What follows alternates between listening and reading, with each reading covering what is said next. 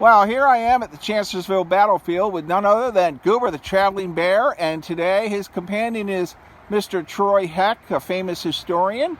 And Troy, where are we doing today? We're going to go look for General Jackson's arm. General Jackson's arm, and I believe Goober brought a shovel, but we told him we could not bring it with us. He was quite frustrated, so we are going to walk all the way to the Elwood mansion and find Stonewall Jackson's arm. So, Troy, are you ready to do some hiking? Ready to go. All right, well, let's go see if we can find that arm. Goober's ready to go too.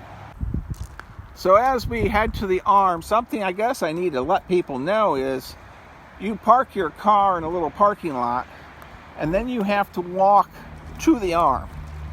So I'm not going to have you watch a video for 2 or 3 minutes or whatever it's going to take us to get there. So I'm going to pause here, and when we get to the arm area, I'll let you know how long it took us to get here. Well, as we continue to find Stonewall Jackson's death arm, we walked, how far did we walk, Troy? 50 yards? Yeah. About 50 yards. We now see the buildings ahead of us. And oh my gosh, it's Goober the Traveling Bear, and he's behind a tree. All right, we're gonna continue along, laugh, life is short, and Goober is wearing a Confederate uniform of a full colonel today. And Goober does have other uniforms. He has a Union General Grant uniform, I believe, and other uniforms, United States Marines. But let's continue our path to find Stonewall Jackson's missing arm. Actually, it's not missing. We know where it'll be when we get...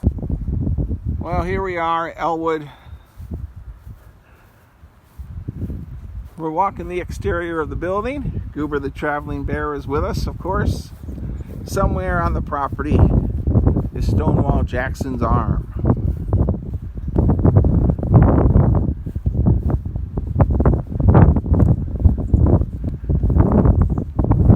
Let's pause the camera here.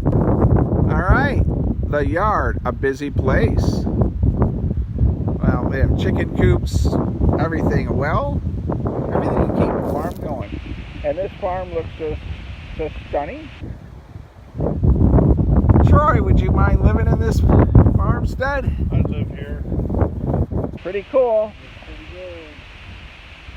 All right, we're gonna walk around the other side and see if we find the arm.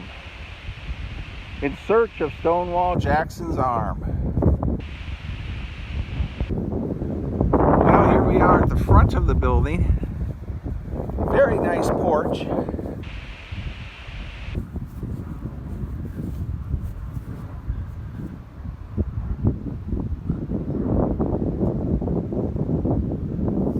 All right, let's look for that arm. Keep watching, folks. We'll find that arm sooner or later. Union headquarters. Elwood stood in the midst of the wilderness, a dark, forbidding forest characterized by stunted trees, densely tangled undergrowth. When the Confederates challenged General Ulysses S. Grant's advance through the wilderness on May 5, 1864, the Union commander made this his headquarters for the Battle of Wilderness. Let's look for that arm.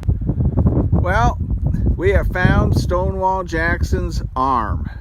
Goober the Traveling Bear has been to the death house and Gilley Station. And now Goober the Traveling Bear wants you all to see the arm of Stonewall Jackson. History-wise, my friend Robert Ambrose would tell me to tell a little history with this. So, Stonewall Jackson was shot by his own men during the Battle of Chancellorsville, and I think he was hit in his hand, wrist, and arm. They had to amputate the arm. The bones were shattered. He recovered in a place at Gilley Station, a place about 20 miles from here probably, and he died of pneumonia a few weeks later. So the arm was amputated here, and he was then moved.